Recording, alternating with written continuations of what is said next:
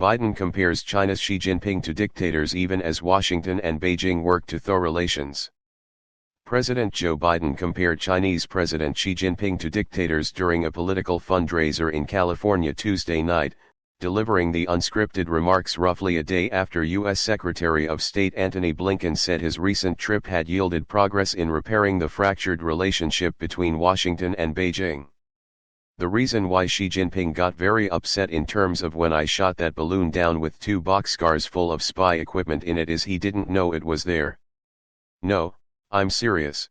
Subscribe our YouTube channel and click our bell icon for new videos. In it is he didn't know it was there. No, I'm serious. That's what's a great embarrassment for dictators, when they didn't know what happened, Biden told attendees at the fundraiser in the Bay Area, referring to the Chinese spy balloon that the U.S. shot down earlier this year. The president's apparently off-message remarks come amid a particularly tense time in US-China relations.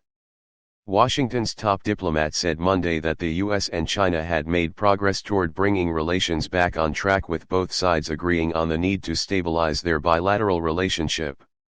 24newsread.blogspot.com has reached out to the White House about the president's comment. Biden in his remarks also praised Blinken's work to repair the relationship by reiterating he did a good job and adding that improving the relationship would take time. At a second fundraiser Tuesday, Biden told donors that U.S. climate envoy John Kerry would also hopefully be making a trip to China pretty soon with a focus on the environment.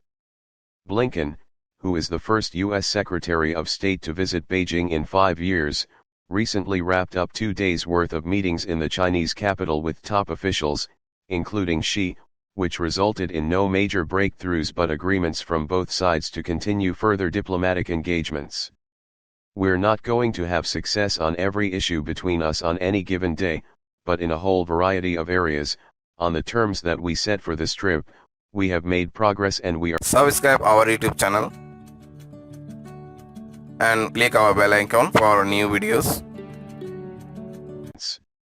We're not going to have success on every issue between us on any given day, but in a whole variety of areas, on the terms that we set for this trip, we have made progress and we are moving forward, Blinken said at news conference in Beijing on Monday.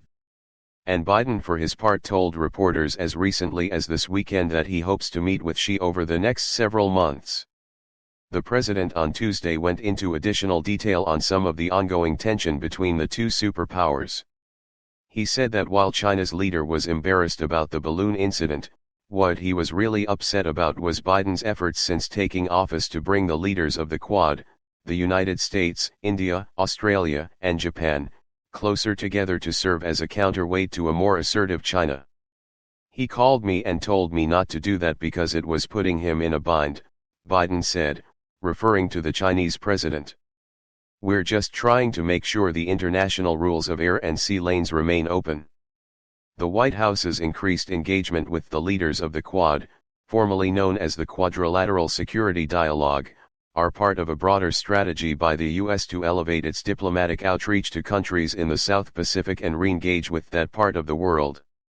The region has taken on a greater importance for Washington as China has become increasingly assertive over its territorial claims in the area, expands its naval capabilities and militarizes islands in the South China Sea.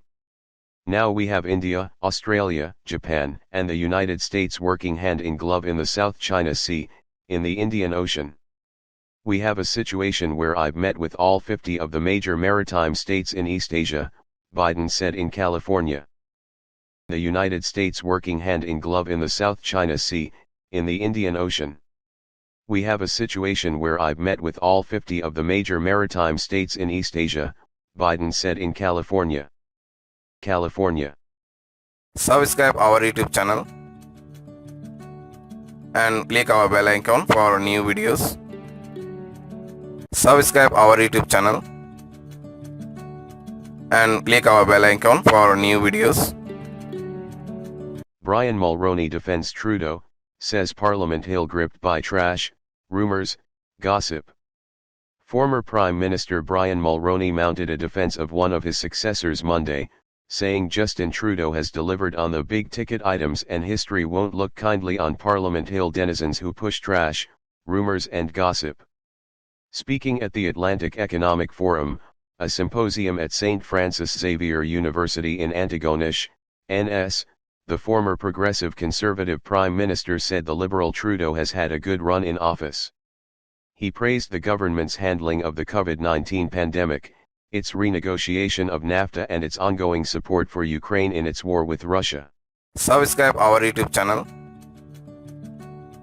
and click our bell icon for new videos. Its renegotiation of NAFTA and its ongoing support for Ukraine in its war with Russia. I have learned over the years that history is unconcerned with the trivia and the trash of rumors and gossip floating around Parliament Hill. History is only concerned with the big-ticket items that have shaped the future of Canada, Mulroney said. He said Trudeau and the premiers conducted themselves as well as anybody else in the world in dealing with COVID, something Mulroney called the greatest challenge that any Prime Minister has dealt with in Canada in 156 years. On NAFTA, Mulroney said he saw firsthand how Trudeau made big decisions at crucial moments and won a significant victory for Canada. It's due to the leadership that we saw from the Government of Canada, Mulroney said. This was secured despite, then US President Donald Trump's, opposition. This was secured by Prime Minister Trudeau and his colleagues. Trump was out to sabotage Canada in many important ways and it took vision and a steady hand. Mulroney's government first negotiated a free trade deal with the US and then later a trilateral trade deal with Mexico.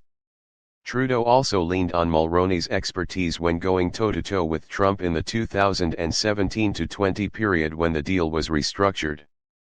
Mulroney said his government was the first to recognize Ukraine's independence from Russia as the Soviet Union disintegrated in the early 1990s.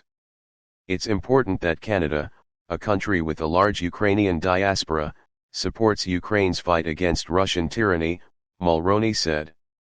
Trump says, well, I don't care who wins, Mulroney said. Subscribe our YouTube channel and click our bell icon for new videos. A country with a large Ukrainian diaspora, supports Ukraine's fight against Russian tyranny, Mulroney said. Trump says, well, I don't care who wins, Mulroney said. I care who wins and the Prime Minister cares. And it has to be Ukrainians. He also praised Trudeau's efforts to stimulate economic growth in Atlantic Canada. The region is richer and more populous than it has been in a long time, Mulroney said. Mulroney said historians won't dwell on the nonsense he said is emanating from Parliament right now. Mulroney didn't specify what he regarded as nonsense. In recent days, Trudeau has faced questions about his government's handling of Chinese election meddling, the state of the economy amid high inflation and the transfer of murderer Paul Bernardo to a medium-security prison. The Prime Minister also has been accused by the opposition Conservatives of pushing woke nonsense. Mulroney's praise comes after he readily endorsed former Conservative leader Erin O'Toole in the last federal election. In 2021, Mulroney said O'Toole was steady and strong and a visionary who could be trusted to lead the country. O'Toole, like Mulroney, pushed a more moderate vision of conservatism in his bid for the top job. During a speech accepting Mulroney's endorsement, O'Toole said he wanted to build a party where every Canadian can feel at home, a party that is inclusive, diverse, forward-looking, progressive, and worker-friendly. Mulroney did not mention the party's current leader, Pierre Poilievre, in his Monday speech. Trudeau took the podium after Mulroney's speech, joking that he doesn't like to speak after a respected orator like Mulroney.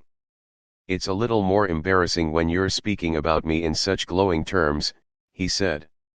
At the end of his own remarks at the event, Trudeau took a thinly veiled shot at Poilievre. You know, Brian, there seem to be two kinds of politicians today: those who want to burn things down, and those more like you were, constantly wanting to build things up, he said. Of his own remarks at the event, Trudeau took a thinly veiled shot at Poilievre. You know, Brian, there seem to be two kinds of politicians today: those who want to burn things down, and those more like you were, Constantly wanting to build things up, he said. Up, he said. Subscribe our YouTube channel and click our bell icon for new videos. Subscribe our YouTube channel and click our bell icon for new videos. Modi in US, Elon Musk says Tesla to come to India as soon as possible. Tesla CEO Elon Musk has said the electric car maker will be in India as soon as humanly possible. His comments followed a meeting with Indian Prime Minister Narendra Modi, who is on a state visit to the US. The Indian government said it had invited Mr. Musk to explore investment opportunities in electric mobility and the commercial space sector. Mr. Musk said he was trying to figure out the right timing to make that happen. Subscribe our YouTube channel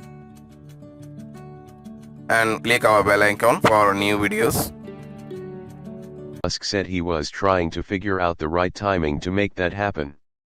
Mr. Modi's meeting with Mr. Musk, who also owns Twitter, came days after Twitter co-founder Jack Dorsey accused India of threatening to shut down the platform for not complying with its orders to take down content from the website. Mr. Dorsey's allegations, made in an interview with an independent news show, were strongly denied by the Indian government, which called it an outright lie. Mr. Musk commented on the episode on Wednesday and said that Twitter didn't have a choice but to obey local governments or we will get shut down. We will do our best to provide the freest speech that is possible under the law, he said.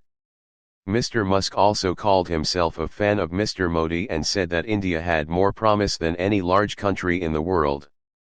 Mr. Modi really cares about India because he's pushing us to make significant investments in India, which is something we intend to do. We are just trying to figure out the right timing, he told reporters. I am confident that Tesla will be in India and will do so as soon as humanly possible. Tesla has been in talks with India. Subscribe our YouTube channel and click our bell icon for new videos. Told reporters. I am confident that Tesla will be in India and will do so as soon as humanly possible. Tesla has been in talks with Indian bureaucrats and ministers as it looks to enter the domestic market. Reuters reported last month that Tesla had proposed setting up a factory to build electric vehicles and was also looking at manufacturing EV batteries in the country. They are very seriously looking at India as a production and innovation base, Federal Minister Rajiv Chandrasekhar had told the agency in May. The company's original plans to open base in India were shelved last year after the Indian government insisted Tesla to make cars locally, while the car maker said it wanted to export to India first so that it could test demand. Mr. Musk said that he also hoped to bring Starlink satellite internet service, operated by his company SpaceX, to India. We do not want to jump the gun on an announcement, but I think it is quite likely that it will be a significant investment in our relationship with India, he told reporters. Mr. Modi arrived in New York on Tuesday for a 3-day state visit which is being seen as a turning point for bilateral relations between India and the US. He will be given a ceremonial welcome at the White House on Thursday before he holds direct talks with President Joe Biden. On Tuesday, over 70 US lawmakers wrote to Mr. Biden, urging him to raise human rights issues with Mr. Modi during his trip. They said they were concerned about growing religious intolerance, press freedoms, and the targeting of civil society groups in India. Him to raise human rights issues with Mr. Modi during his trip.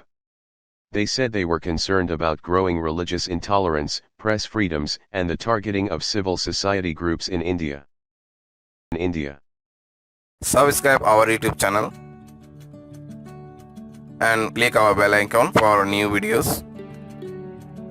Subscribe our YouTube channel and click our bell icon for new videos. PM Chris Hipkins announces Michael Wood has resigned. Prime Minister Chris Hipkins has announced Immigration Minister Michael Wood's resignation. Wood was stood down as Transport Minister and investigated by a parliamentary inquiry earlier this month after it emerged he had not declared shares in Auckland Airport worth about $13,000. He had purchased the shares as a teenager in the 1990s, and was stood down after failing to declare them in the public register of MP's assets and other interests until 2022. He sold them shortly after being stood down from the role, but had retained other portfolios including immigration. Subscribe our YouTube channel and click our bell icon for new videos. Stood down from the role, but had retained other portfolios including immigration. Hipkins said newly unveiled additional shareholdings held by a trust for which Wood was a trustee and beneficiary raised concerns about him not identifying and managing potential conflicts of interest. These included shares in Chorus, Spark, and National Australia Bank, NAB. Hipkins said in particular Wood as immigration minister made the decision to include telecommunications technicians on the immigration green list, after representations from the telecommunications industry including Chorus, seeking those changes.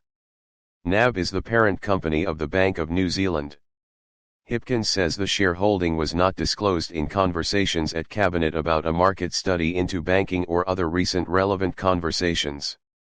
Despite repeated requests from the Cabinet Office and myself for Michael to manage his shareholdings, he's repeatedly failed to identify, disclose, and appropriately manage conflicts of interest.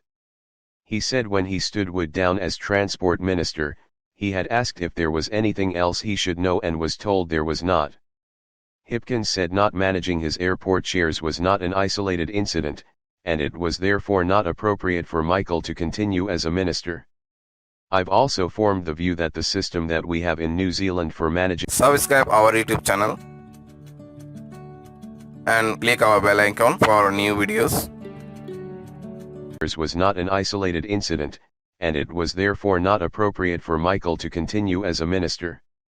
I've also formed the view that the system that we have in New Zealand for managing potential conflicts of interest amongst cabinet ministers also needs to change.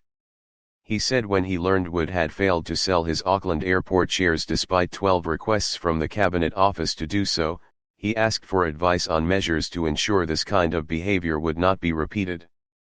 As a result, he had agreed to 5 changes to tighten up the disclosure regime for ministers. First, Cabinet Office will move to quarterly reporting of conflicts of interest, directly to the Prime Minister. This changes from Prime Ministers only being advised of new interests as part of the annual review, or on an ad hoc basis if particular issues arise.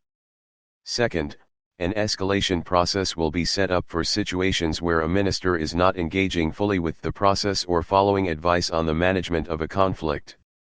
Third, Hipkins said there would be in-person annual reviews with each minister to discuss their conflicts. Each minister would also have to nominate a dedicated person in their office to support them with conflict of interest processes. And the fifth change, Hipkins said, was conflict disclosures would become a standing item at the start of each cabinet or cabinet committee meeting. I have also sought advice on a full restrictions regime on shareholdings for ministers, Hipkins said. Hipkins also sought advice on a full restrictions regime for shareholdings for ministers. In Australia, the Code of Conduct for Ministers requires that they divest themselves of investments and other interests in any public or private company or business.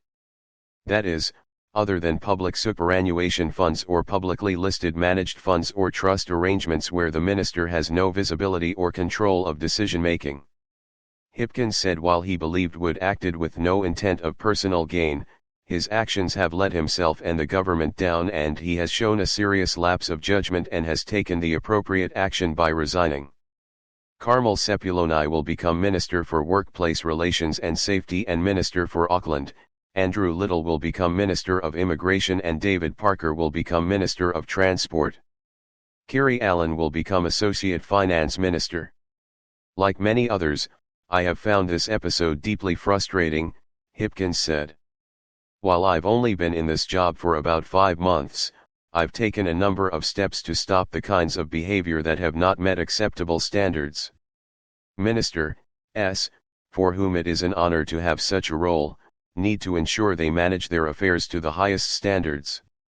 These have been unnecessary distractions from the firm focus that I want to bring, as Prime Minister, to delivering on the issues that are most important to New Zealanders.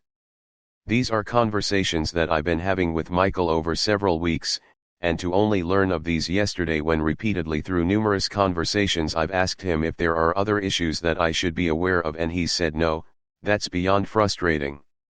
He said he did not believe Wood had been able to adequately explain how he had found himself in this position. In these issues as Prime Minister, my first duty is to uphold the standards required of ministers. That's been my primary consideration here. Michael Wood hasn't met these standards. He said he liked to think he had treated ministers fairly and with respect, but had taken appropriate action when those ministers failed to uphold the standards expected of them. Hipkins did not have a breakdown of the worth of the shares, but the bank shares were believed to be in the tens of thousands. Hipkins said the matter was disclosed to his office yesterday morning.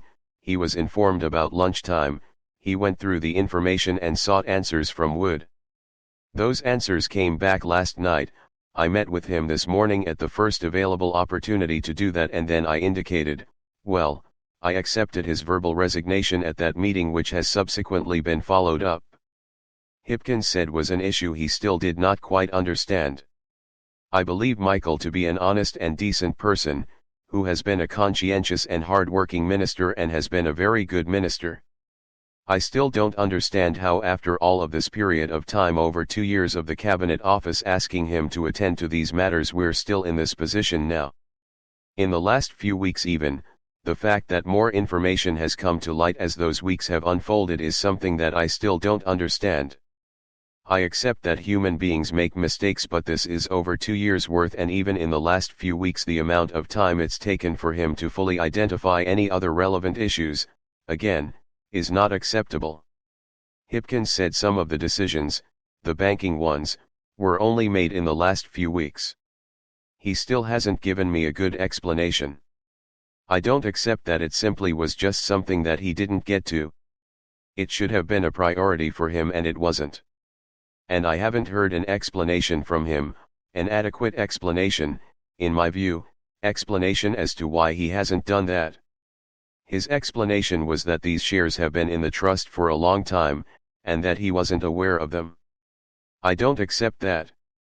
He said Wood's future in politics was a question for him. There are people who have made mistakes in the past who have gone on to have great political careers, but clearly one of the priorities for him right now has to be to tidy up this part of his life, which he clearly hasn't given sufficient attention to.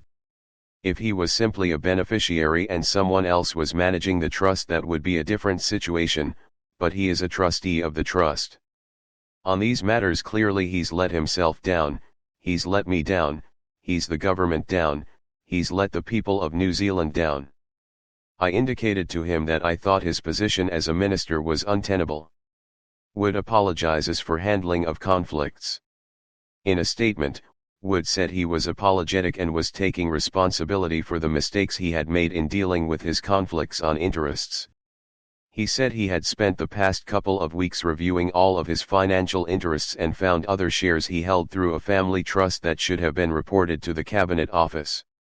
Similar to my ownership of personal shares, these were historic holdings from before I was a trustee, and I have paid limited attention to them. At all times I have provided information about shares in the trust to the Cabinet Office that I have believed was correct, but in this case my understanding was incorrect. Wood said he was a true believer in politics and was there to serve the public. There has not been a second of my political career where any of my financial interests have influenced my actions or even crossed my mind. In some respects, my deprioritization of my personal financial affairs has led to this situation. That being said, I acknowledge the rules are in place for a reason, and it is incumbent on ministers to manage not just the reality, but also the perception of any conflicts. I have not managed this effectively. I take responsibility for it, and as such have submitted my resignation to the Prime Minister. I apologize to him and the public for this situation. These were historic holdings from before I was a trustee, and I have paid limited attention to them. At all times I have provided information about shares in the trust to the Cabinet Office that I have believed was correct, but in this case my understanding was incorrect. Wood said he was a true believer in politics and was there to serve the public. There has not been a second of my political career where any of my financial interests have influenced my actions or even crossed my mind. In some respects, my deprioritization of my personal financial affairs has led to this situation. That being said, I acknowledge the rules are in place for a reason, and it is incumbent on ministers to manage not just the reality, but also the perception of any conflicts. I have not managed this effectively.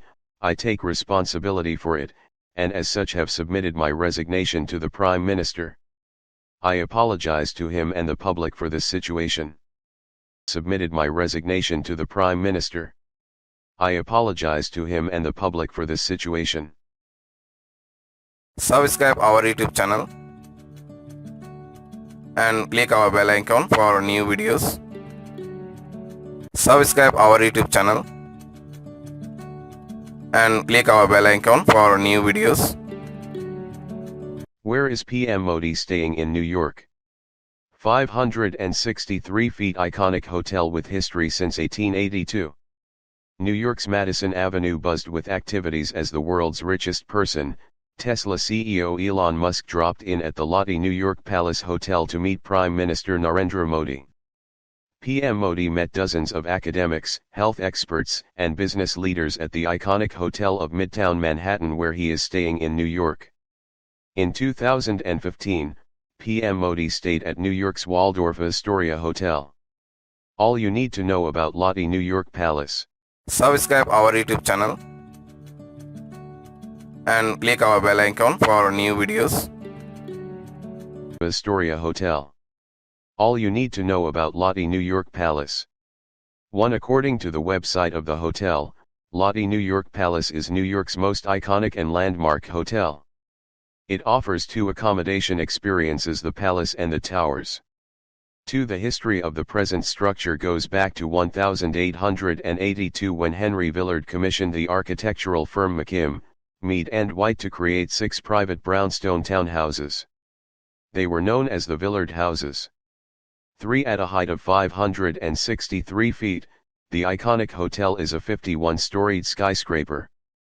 4. In 1874, Harry Helmsley, a developer, proposed a 55-story hotel. Subscribe our YouTube channel and click our bell icon for new videos. 74, Harry Helmsley, a developer, proposed a 55-story hotel at the site of the Villard Houses, to be called the Helmsley Palace Hotel. 5. In 1981, it opened as the Helmsley Palace. 6. In 1992, the hotel was purchased by the Sultan of Brunei. In 2011, the hotel was sold to Northwood investors. 7. Lotte Hotels and Resorts from South Korea acquired the luxury hotel in 2015, giving it its present name. 8. There are over 800 rooms with plush amenities, and reports said the charge ranges between 48,000 Indian rupees per night to 12.15 Indian rupees lakh. 48,000 Indian rupees per night to 12.15 Indian rupees lakh. Subscribe our YouTube channel